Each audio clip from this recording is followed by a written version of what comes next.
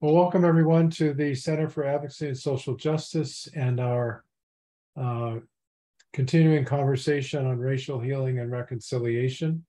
We have a special guest tonight, Richmond Wynn from the University of North Florida. I will let him further introduce himself. And also with us are Jamie Krasnogor and our president, Richard Danford, and also William Malone, who is a major driver for this monthly conversation. I also wanted to mention that we have a conference on racial healing and reconciliation coming up October 27th. It's a virtual conference, national. It is no charge and supported by some very helpful local support, and we encourage you to join. And I'll put a link to that in the chat during the presentation. With that, I'd like to ask Dr. Wynn if he wouldn't get started. Thank you so much, Dennis. Good evening. It's good to be with you again. I'll say, I don't know that I've actually been with with some of you before, but I've certainly been with the Center for Advocacy and Social Justice in the past. So I actually have, I do have a bit of a presentation, a PowerPoint presentation. Although I'm a professor, one of my roles is professor at UNF, I don't do a lot of PowerPointing to people, but it might help just to frame to offer some thoughts on my framework and my thinking. So I'll probably just skip through some slides in just a moment. I'll just say a little bit about my connection and my role at UNF, my current role at UNF. So I've been at the University of North Florida for 22 years. I am a licensed mental health counselor by training, and I started at UNF as a staff counselor in the counseling center, and then I became a full-time professor, and then I went back to the counseling center to be their director for a couple of years. And just recently, earlier this year, I became the Vice President and Chief Diversity Officer. And this role as Chief Diversity Officer really is a full circle moment for me, as I have spent a lot of time in community engagement in social justice and diversity, equity, inclusion work. My research is all about intersectionality of identity and social justice. And I have done a lot of work both on campus and off campus in the DEI space. So to be at this place at the University of North Florida, where my responsibilities include recruitment and retention of diverse students, faculty, and staff, but also to help us evolve our culture on campus to be more inclusive and more welcoming, and including nurturing our relationships with our community partners, is really a culmination, I think, of a lot of the work that I've done professionally and personally. So personally, I identify as Black. I also identify as gay, and that has been an interesting road to travel these years. I grew up in a very religious environment, a Judeo-Christian environment. I was fortunate. I didn't know it at the time, but I look back now and I realized that I was fortunate to grow up in a very religious, Christian religious household that had two expressions of the Christian faith. My father was grew up in a Pentecostal religion, Pentecostal faith, and my mother was more Baptist, traditional Baptist. I call it white glove Baptist. And she laughs when I say that, because she was an usher in church and they wore white gloves. I don't know, that just stuck out in my mind. And so they were very more prim, proper, sang out of hymnals. My father's church was not that. It was, if you know much about the Pentecostal faith or the holiness expression of Christianity, it's much more lively, less structured. And one of the features that stood out to me as a young child is that my father's church stayed in for hours upon hours upon hours, whereas my mother's church did not. So that matters because as a young person, I was always a questioner. I always wanted to know why. Why was always, a question that I asked about everything. And so while my parents would often go to different churches because of their different faiths, and over time they would go to church together, and sometimes they go to church separately. But I got to see two very different expressions of the same faith. We use the same book, the same deity, we have the same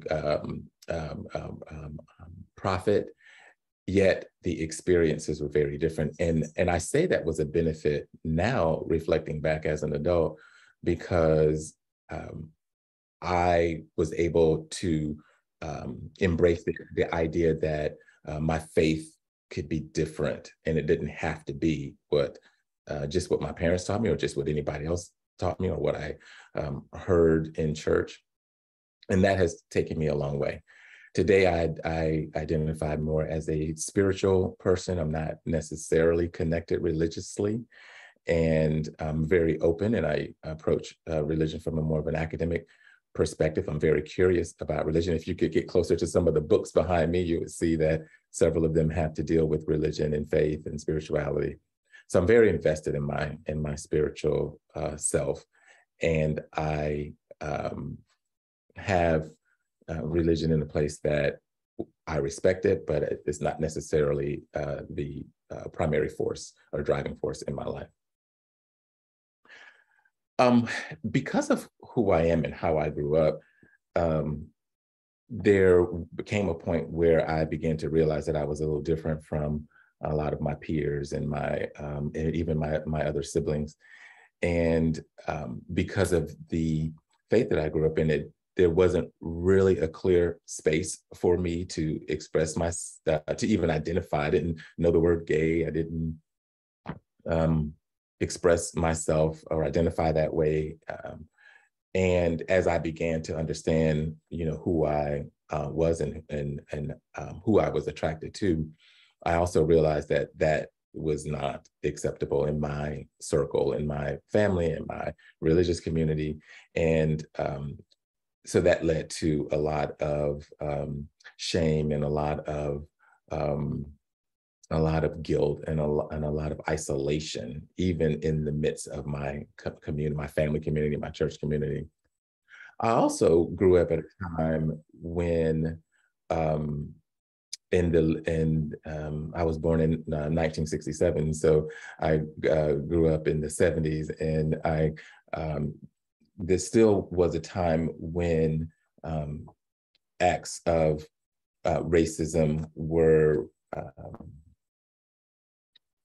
prominent, and to be honest, they still are today, actually, but they look differently then. One story that sticks out in my mind is going to a little 5 and dime store in our community called Ben Franklin, an early version of what we might maybe like a Walgreens or Target or whatever.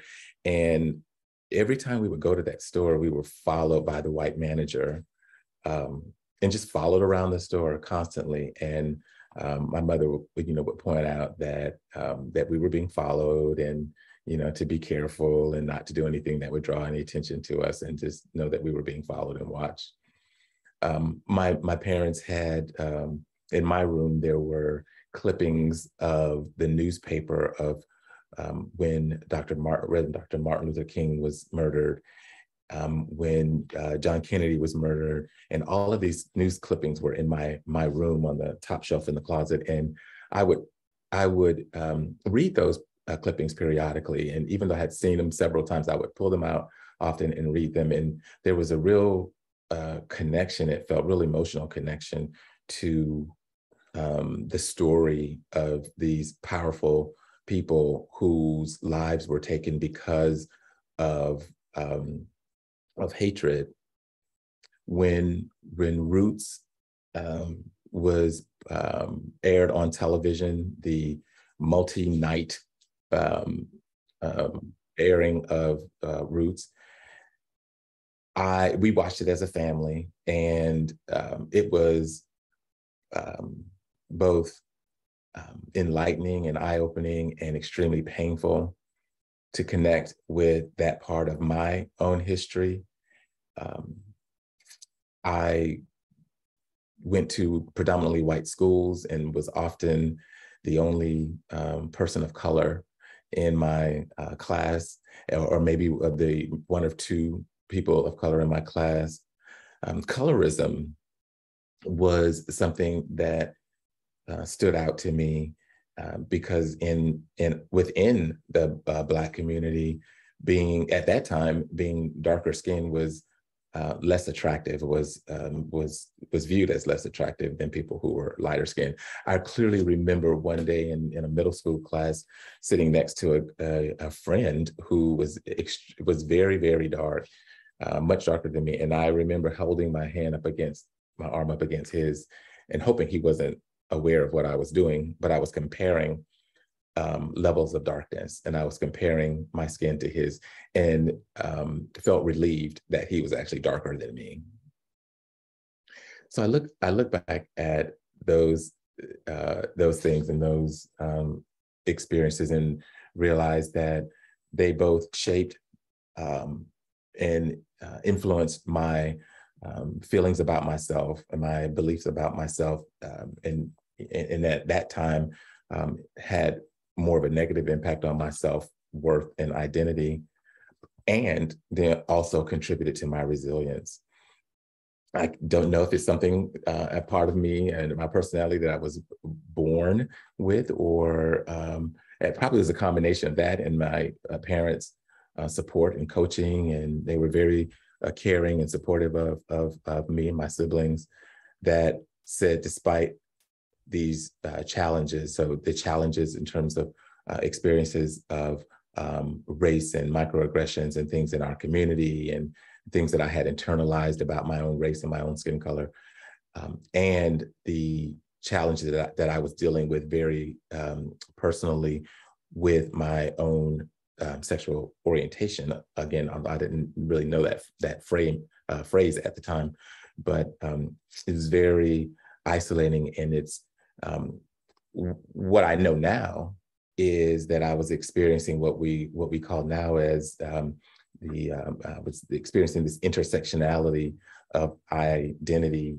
and experiencing the compounding effects of growing up with two very marginalized and oppressed identities.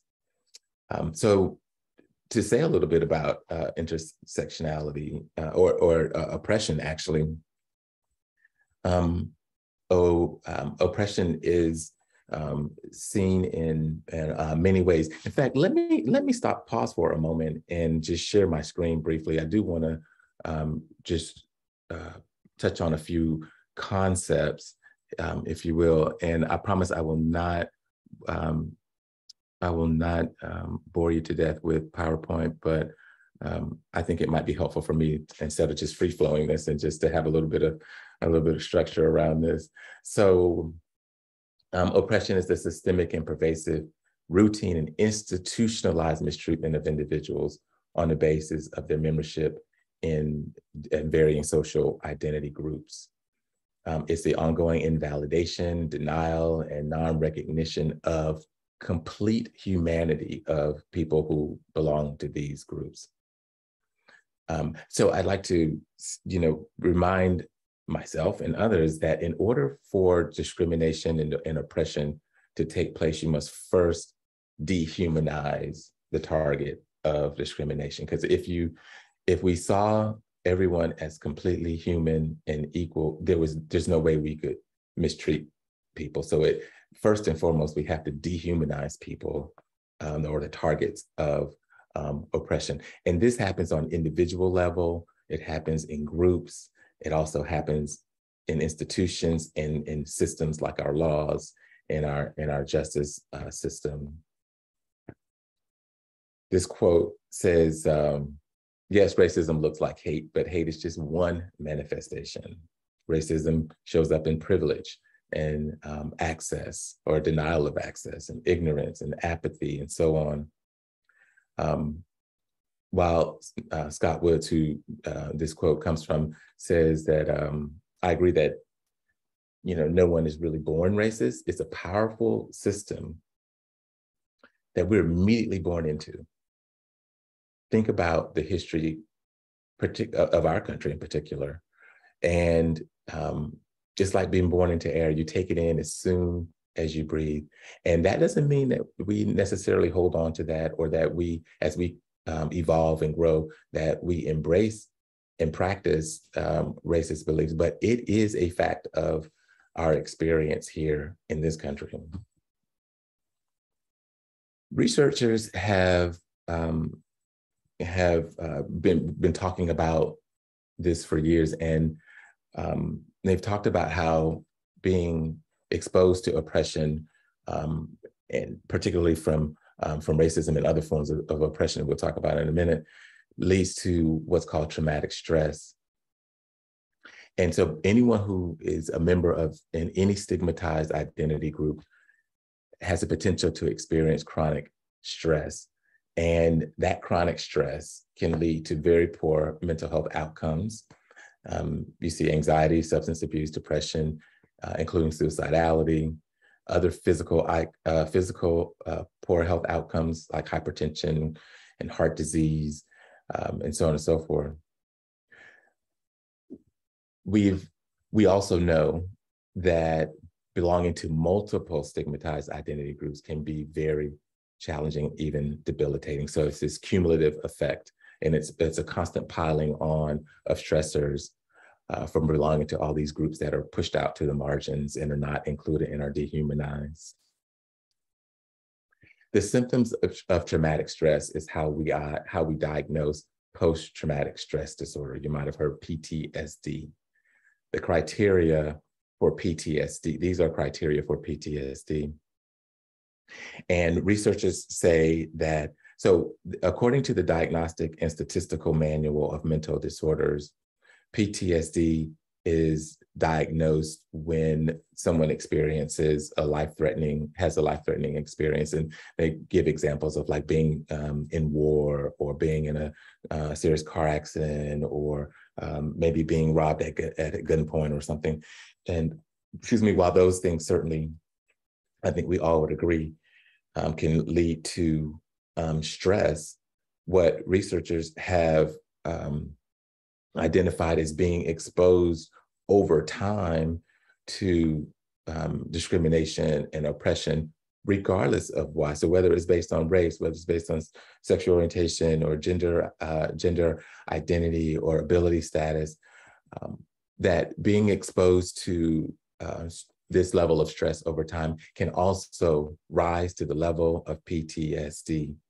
So some of the symptoms include this hypervigilance of being constantly on guard. You're constantly looking around and watching yourself and watching your back and wondering, am I safe? Am I going to be harmed? If I think about in recent years, many Black men have talked about experiencing this sense of hypervigilance when it comes to their interaction with police officers, or just when they see police driving down the street or pulling up behind them, even if they're not intending to stop one of us, but not knowing, given the many episodes in recent years, recent decades even, of police brutality toward men of color. Other forms of hypervigilance may show up when, for instance, with people who might identify as gay and not be out about that, or not be confident in their identity, and they're constantly on guard of, are people going to find out who I am? Are people going to discriminate against me because of who I am?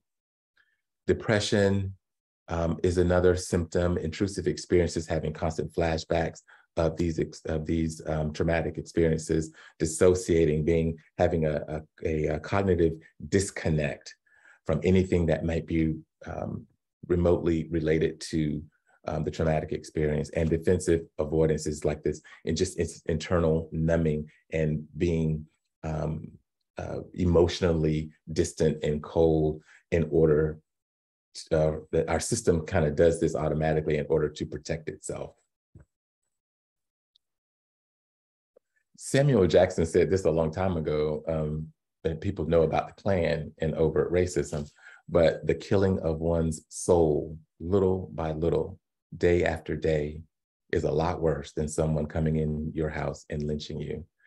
Now, some people may disagree with that. Obviously, no one wants to be lynched. But the point here is that this constant sort of chipping away at your soul, day by day, little by little, has a very profound effect. So just maybe something that you're familiar with, the dominant and non-dominant groups. And I won't go through all of these. Dominant groups have power. They make the rules, they control the resources, decide who's in, who's out, are often seen as capable or given the benefit of the doubt, are seen as normal. Non-dominant groups, less power, have to follow rules, don't get to make the rules, are really considered on the out. They're, instead of given the benefit of the doubt, are seen as suspect, and will often be seen as given special privileges or exception when we speak out and say, hey, there's an injustice here. And the response is often, no one gets special, you don't get special treatment. And in the United States, these are some typical categories of dominant, non-dominant groups. So we think of the group identity of ability, status, age, class, ethnicity, race, gender identity, religion, sexual orientation, and look at some of these characteristics of who's in the in group and who's in the out group. So when it comes to ability, people who don't have any disabilities, and obviously people who have disabilities are on the margins or on the out. Upper middle class people are the in group. Working class or people who are living in what we might consider poverty or with low resources are considered out. In our country, men are still in dominant groups, and those who identify as women or female are in a non-dominant group. And you can see as you go down the list. And since we're talking about racial reconciliation, obviously we have long since recognized that the dominant group in our country are people who are seen as and identify as white, and people of color are often in the non-dominant group. And because I related to, in my particular story, early religion and sexual orientation. So people who identify as Christian are in the in group, and people who identify as any other religion or non-religious, including atheists and agnostics, would be on the out. And then people who identify as heterosexual or straight would be on the in group, and all others are out. This is a little cartoon that really gives an example of what we might call microaggressions. And those microaggressions are these often unintentional acts of marginalization and bias. And many people will say, gosh, I didn't mean, if their intention is called to this, you might say, gosh, I didn't really mean to be harmful. It's because of being born into and living in this conditioning that promotes stereotypes about certain groups of people, and those stereotypes become embraced as normal. So the first one says, oh, is that your little brother? This one white person talking to another. And then a similar scenario with the Black girl, it says, oh, is that your son? The white girl is asked, well, what colleges have you applied to? And the Black girl is asked, well, will you be the first person in your family to graduate from high school? So the expectation is that, the Black people don't really graduate from high school. Will you be the first person to go to college? On the left, the white person is asked, did you have any kids? And then on the Black woman on the right it's just assumed that she has kids and that she has more than one. How many kids do you have? And then the last one is really interesting. This to see a woman with a child, and the question is, what does your husband do? And then the Black woman is the father still in the picture? So you see how these thoughts, and they might be well-meaning, but these are all based on assumptions, based on stereotypes. So I said earlier that oppression can have debilitating effects. It can compromise when you are experiencing oppression, and especially multiple, being a member of multiple oppressed groups. You know, you might have compromised coping skills, negative health outcomes, decreased agency, but there's also resilience. And the human spirit is quite resilient. So in the face of adversity, we can have the capacity to navigate our way through the psychological and social and cultural, physical resources, and in a way that sustains our well-being, and negotiate for those resources to be provided and experienced in meaningful ways. So is not all bleak. While I think it's important to work to continue to work to undo racism and other forms of oppression, there can be some positive outcomes. You may have seen this before in different forms, and I promise we're at the end of this.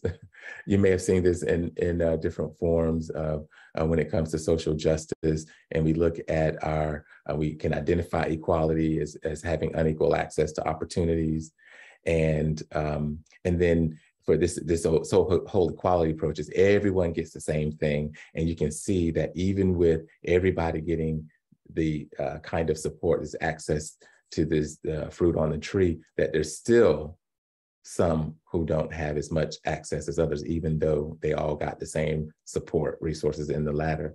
And then the equity approach is that we customize the resources to hopefully give people who have been traditionally left out a little more access. So this person's ladder is a little taller, but still is not quite the same as the other person. But a justice approach, social justice, is actually fixing the system so that equal access is being offered. So the tree is leaning in these three examples, but in this case, we have devised a system to fix the tree so the tree is now accessible to all.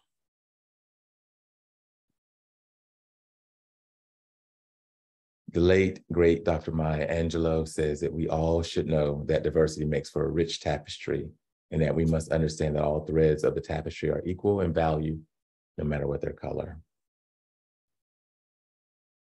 So I'll stop sharing that to give us an opportunity to talk a little bit. So what are your thoughts?